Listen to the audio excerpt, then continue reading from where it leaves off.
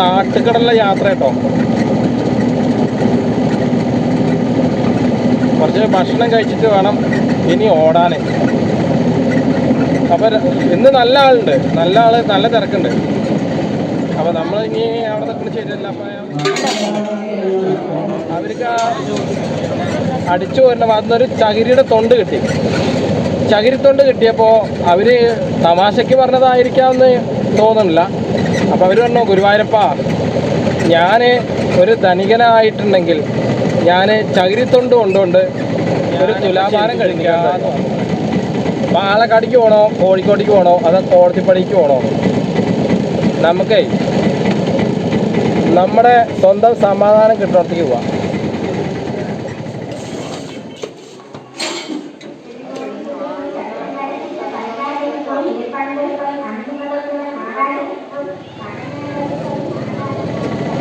ഇതാണ് നമ്മുടെ ഗോവിന്ദപുരം ശ്രീ പാർത്ഥസാരഥി ക്ഷേത്രത്തിലേക്കുള്ള വഴി. അപ്പോൾ ഞാൻ ഒരു ഓട്ടം കൊടുത്തിട്ട് തിരിച്ചു പോവാം.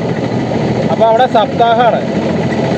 സപ്താഹത്തിന് രാവിലെയും ഉച്ചയ്ക്കും ഭക്ഷണം ഉണ്ടാവും, വൈകുന്നേരത്ത് ചായയും ചെറുകടിയും ഉണ്ടാവും. പക്ഷെ വേറൊന്നും കേട്ടോ, നമ്മൾ അവിടെ അമ്പലത്തിൽ സപ്താഹം വായന നമുക്ക് കേട്ടിരിക്കാൻ തോന്നും. ക്ഷമയുള്ളവർക്കേ പറ്റുള്ളൂ. കൂടുതലും വയസ്സായിട്ടുള്ള ആൾക്കാരാണ് വരുന്നത്. പിന്നെ അത്യാവശ്യം കുഴപ്പമില്ല. എന്നാലും ഗുരുവായൂരപ്പൻ എന്ന് പറഞ്ഞു കഴിഞ്ഞാൽ നമുക്കറിയാലോ, എല്ലായിടത്തും ഉള്ള ഒരാൾ തന്നെയാണ്. അപ്പോൾ മൂപ്പരുടെ ഒരു ഐശ്വര്യം നമുക്ക് കിട്ടാൻ വേണ്ടിയിട്ട് നമ്മൾ നന്നായിട്ട് മനസ്സൊരുക്കി പ്രാർത്ഥിച്ച നമുക്ക് അദ്ദേഹം അനുഗ്രഹം തരും. എന്താ ചോദിച്ചു കഴിഞ്ഞാൽ, ചില സമയത്തൊക്കെ നമ്മൾ എത്ര വിളിച്ചിട്ടും കരഞ്ഞ് മനസ്സൊരുക്കി പറഞ്ഞിട്ടും ചിലപ്പോൾ ദൈവം കേൾക്കില്ല എന്നല്ല കേട്ടോ. നമ്മളെ ബുദ്ധി എന്താണോ ചിന്തിക്കുന്നത് അതൊക്കെ മൂപ്പർക്കറിയാം. അത് ഭഗവത്ഗീതയിൽ പറഞ്ഞിട്ടുണ്ട്. അപ്പോൾ ഉച്ചയ്ക്ക് അവിടെ ചോറുണ്ണാൻ പോകണം, ഭക്ഷണം കഴിക്കണം എന്നൊരാഗ്രഹമുണ്ട്. അപ്പോൾ ഞാൻ വീട്ടിലേക്ക് പോവാണ്. നാട്ടിലേക്ക് പോവാണ്. ഇവിടെ വലിയ വണ്ടികൾ വരുമ്പോൾ ഭയങ്കര ഇടങ്ങാറാണ്.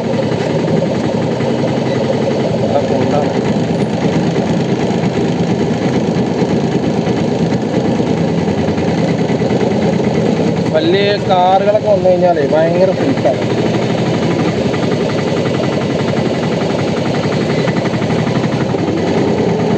അപ്പം എന്തായാലും ഞാൻ കുറേ ദിവസമായി, ഇപ്പം 3-4 ദിവസമാണ് അവിടെ സപ്താഹം തുടങ്ങിയിട്ട്. അതുവരെ പള്ളിക്കുറുപ്പ് അമ്പലത്തിലായിരുന്നു. അപ്പോൾ പള്ളിക്കുറുപ്പ് അമ്പലത്തിൽ 4 ദിവസം ഞാൻ ഒരുമിച്ച് പോയി. രാവിലെയും ഉച്ചയ്ക്കും പോയി. വൈകുന്നേരത്തും നിങ്ങൾക്ക് അറിയാലോ എന്താണ് എന്നുള്ളത്. വണ്ടി മെയിനായിട്ടുള്ള കാര്യം ഇപ്പോൾ ഭക്തിയല്ല പ്രധാനം,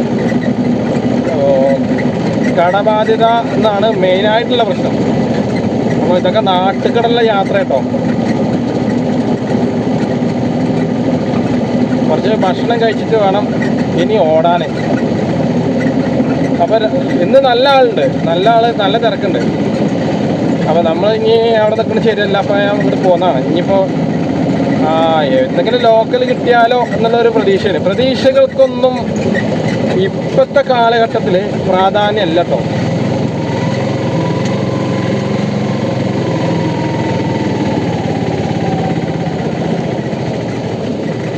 ഇതൊക്കെ പണ്ടത്തെ നാട്ടുവഴികളാണ്. ചെറിയ ഏകദേശം ഒരാൾക്ക് നടന്നു പോകേണ്ട ഒരു വഴിയായിരുന്നു ഇത്. ഇതിപ്പോൾ ഏകദേശം ഒരു 20 വർഷം ഇതിൻ്റെ ഉള്ളിലാണ് ഇപ്പോൾ റോഡ് വന്നത്. റോഡ് ഏകദേശം ടാറിങ് കഴിഞ്ഞിട്ടിപ്പോൾ ഒരു 5-6 മാസമായിട്ടുണ്ടാവുള്ളൂ. അതുവരെ ഭയങ്കര മോശമായിരുന്നു. അന്നൊന്നും ഇതിക്കടെ വീടുകളില്ല കേട്ടോ. അന്നൊക്കെ 1-2 വീടുകൾ മാത്രമായിരുന്നു. ഇപ്പോഴാണ് ഇതിക്കടൊക്കെ വീട് വന്നത്. അപ്പോൾ ഇതാണ് നമ്മുടെ പ്രധാന പാത.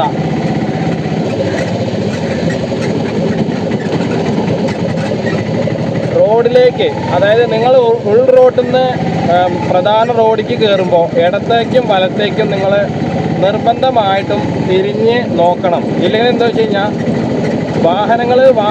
മറ്റ് വാഹനങ്ങൾ വരുന്നില്ല എന്നുള്ള പ്രതീക്ഷയിലാവും മറ്റേ വാഹനങ്ങൾ വരുന്നുണ്ടാവും. അപ്പോൾ അവർ വന്ന് നിങ്ങളെ അലക്കി പോവുക മാത്രമല്ല, അത് പിന്നെ കേസ്, ഗുണ്ടാമുണ്ടി, സമയം പോക്ക്, നമുക്ക് സാമ്പത്തികമായിട്ടും മാനസികമായിട്ടുള്ള പ്രശ്നങ്ങളൊക്കെ വരും. അപ്പോൾ നിങ്ങൾ വാഹനം കൊണ്ടാണ് പോകണമെന്നുള്ളൊരു ഓർമ്മ എന്തായാലും നിങ്ങൾക്ക് വേണം. അതുകൊണ്ട് ഇനി ഞാൻ വേറൊന്നും പറയുന്നില്ല. അപ്പം ഞാൻ അമ്പലത്തിൽ വെച്ച് കാണാം.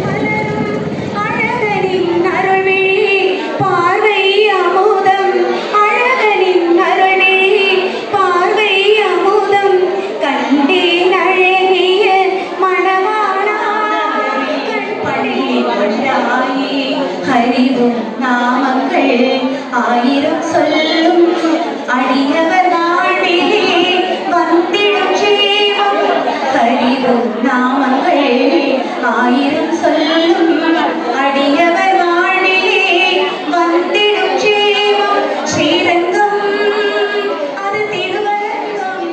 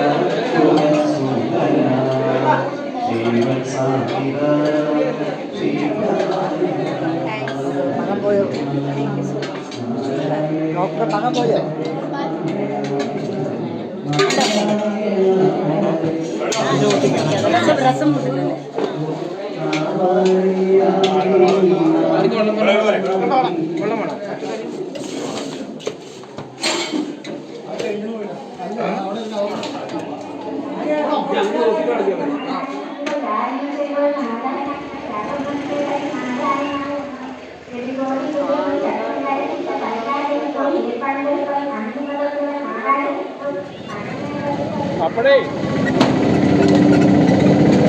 ഞാൻ അവിടുന്ന് ഭക്ഷണം കഴിച്ചു. ഭഗവാന്റെ അനുഗ്രഹം വാങ്ങി. ഭക്ഷണം നന്നായോ എന്ന് കൂടി എൻ്റെ അടുത്ത് ചോദിച്ചു. അത് ആരറിയോ? അവിടുത്തെ ഗോപിയേട്ടൻ. എങ്ങനെയുണ്ടതാ ഭക്ഷണം എങ്ങനെയുണ്ട് വെച്ചു. കുഴപ്പമില്ല, അടിപൊളിയാണ്. അപ്പോൾ എന്താ ഗോപിയേട്ടൻ നിങ്ങൾ അങ്ങനെ വെക്കുന്നത്? അല്ല, ഇയാൾ നല്ലോണം കഴിക്കുന്നത് ഞാൻ കണ്ടത് പറഞ്ഞു. ശരിക്കും പറഞ്ഞാലേ ഈ നമ്മൾ ഈ ആരാധനാലയങ്ങളിൽ പോയി കഴിഞ്ഞാൽ അവിടുത്തെ അന്നദാനമുണ്ട്, അത് നമ്മൾ നിർബന്ധമായിട്ടും കഴിക്കണം. കാരണം നമ്മളൊക്കെ വിശപ്പിന് വേണ്ടി അലയുന്നവരാണ്. വിശപ്പിന് വേണ്ടിയിട്ടാണ് നമ്മൾ ജീവിതത്തിൽ അലയണത്. നാടും വീടും വിട്ട്, ഇല്ലെങ്കിൽ വെയിൽ കൊണ്ട് ഓരോ ചുമടുകൾ താങ്ങിയിട്ട് നമ്മൾ നടക്കുകയാണ്. അപ്പോൾ ഇതിന് ഒരേ ഒരു മറുപടി എന്താ വെച്ച് കഴിഞ്ഞാൽ,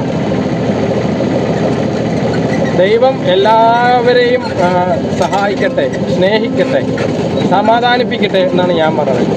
അപ്പോൾ ഇത് നമ്മുടെ അരകുറിശി റോഡാണ്. അരകുറിശി ഷോർട്ട് കട്ടാണ് കേട്ടോ. കൈതച്ചിറ അരകുറിശിയാണ്.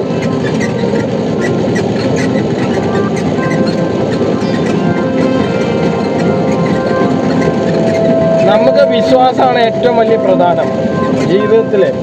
നമ്മുടെ വിശ്വാസത്തെ, നിങ്ങളിൽ എന്താണോ നിങ്ങൾക്കുള്ള വിശ്വാസം, ആ വിശ്വാസം നിങ്ങൾ മുറുകെ പിടിക്കുക. അതൊരിക്കലും നിങ്ങൾ പിന്നെ ചതിയായിട്ടോ തെറ്റായിട്ടോ വഞ്ചിക്കാനായിട്ടോ നിങ്ങൾ മറ്റുള്ളവർക്ക് ഒരിക്കലും മുന്നിൽ കൊടുക്കരുത്.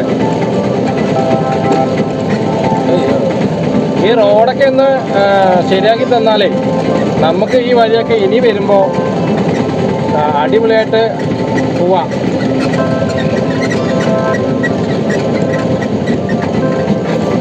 അപ്പോൾ നമ്മുടെ മുന്നിൽ പോണതേ ഹരിതകർമ്മസേനയുടെ വണ്ടിയാണ്.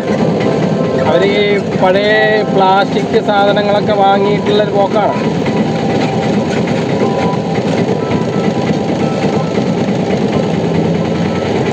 ചകിരിത്തൊണ്ട് കൊണ്ടുപോകുന്ന കാര്യം പറഞ്ഞപ്പോഴാണ് ആ സ്ത്രീ ഇന്ത്യത്ത് കോട്ടം പോയപ്പോഴേ ആ 2 സ്ത്രീകളിലൊരു സ്ത്രീ ഒരു കഥ പറഞ്ഞു. ശരിക്കും പറഞ്ഞാൽ പണ്ടില്ല, ഒരുപാട് വർഷം മുന്നേ ഒരു കഥയുണ്ട് കേട്ടോ. ഒരു ധനികൻ്റെ വീട്ടിൽ ഒരു സ്ത്രീ ജോലിക്ക് നിന്നിട്ടുണ്ടായിരുന്നു. ആ സ്ത്രീ മുറ്റടിച്ചു വരുമ്പോൾ അവർക്ക് ആ അടിച്ചു വരുന്ന ഭാഗത്തുനിന്നൊരു ചകിരിയുടെ തൊണ്ട് കിട്ടി.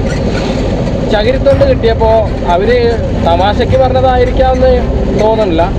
അപ്പോൾ അവർ പറഞ്ഞു, ഗുരുവായൂരപ്പ, ഞാൻ ഒരു ധനികനായിട്ടുണ്ടെങ്കിൽ ഞാൻ ചകിരിത്തൊണ്ട് കൊണ്ടുകൊണ്ട് ഒരു തുലാഭാരം കഴിക്കാമെന്ന് പറഞ്ഞു. അങ്ങനെ വർഷങ്ങൾ കഴിഞ്ഞു. അവസാനം ആ സ്ത്രീ ധനികനായ ഒരു യുവാവിനെ വിവാഹം കഴിച്ചു. പിന്നീട് അവർക്ക് ഒരു അസ്വസ്ഥത തുടങ്ങാൻ തുടങ്ങി. കാരണം എന്ത് ചെയ്താലും അവർക്കൊരു അസ്വസ്ഥത. അവസാനം ഇവർ ധനികനായ ആൾക്കാരല്ലേ, അപ്പോൾ ഒരു നല്ലൊരു പണിക്കരേത്ത് പോയിട്ട് അവർ ഇങ്ങനെ പ്രശ്നം പറഞ്ഞപ്പോൾ പണിക്കർ പറഞ്ഞു, നിങ്ങൾ എന്തെങ്കിലും ഗുരുവായൂരപ്പന് കൊടുക്കാണ്ടായിരുന്നോ? എന്തെങ്കിലും രീതിയിൽ നിങ്ങൾ എന്തെങ്കിലും വഴിപാട് മനസ്സിൽ കരുതിയിട്ടുണ്ടോ വെച്ചപ്പോൾ ആ സ്ത്രീ പറഞ്ഞു, ഞാനിങ്ങനെ ചകിരിത്തൊണ്ടുകൊണ്ട് തുലാഭാരം കഴിക്കാമെന്ന് പറഞ്ഞിട്ടുണ്ടായിരുന്നു. എന്നാൽ നിങ്ങൾ എത്രയും പെട്ടെന്ന് അത് പോയിട്ട് ചെയ്യാം, നിങ്ങൾക്ക് സമാധാനം തന്നെ വരുന്നു പറഞ്ഞു. ഇതാണ് നമ്മുടെ വിശ്വാസം കേട്ടോ. നമ്മുടെ വിശ്വാസം നമ്മൾ മുറുകെ പിടിക്കണം. അമ്മേ ദേവി നാരായണ, ഞാൻ എൻ്റെ വിശ്വാസം എൻ്റെ മനസ്സിലാണ്. ആ വിശ്വാസത്തിന് ഇന്നേ വരെ കളങ്കം ഞാൻ വരുത്തിയിട്ടില്ല. ഞാൻ വിശ്വാസത്തിൻ്റെ കാര്യം മാത്രമാണ് പറഞ്ഞിട്ടോ, മറ്റുള്ള കാര്യം ഞാൻ പറഞ്ഞില്ല. അപ്പോൾ നമ്മുടെ വിശ്വാസം നമ്മുടെ കയ്യിലാണ്. അത് ചിലപ്പോൾ നമുക്ക് അല്ലെങ്കിൽ മറ്റുള്ളവരാൽ സാഹചര്യങ്ങളാൽ കൊണ്ട് ചിലപ്പോൾ തെറ്റിന്ന് വരാം. എന്നാലും നമ്മളത് മുറുകെ പിടിക്കണം എന്നാണ് ഞാൻ പറയണത്. ഇപ്പോൾ ഞാൻ അങ്ങനെ ഉപദേശിക്കുകയല്ല കേട്ടോ, ഞാൻ ഉപദേശിക്കാൻ ആരുമല്ലേ. പക്ഷേ എന്നാലും ഞാൻ എൻ്റെ ഒരു വിശ്വാസം കൊണ്ട് പറയാം. അപ്പോൾ അതൊക്കെ പോട്ടെ.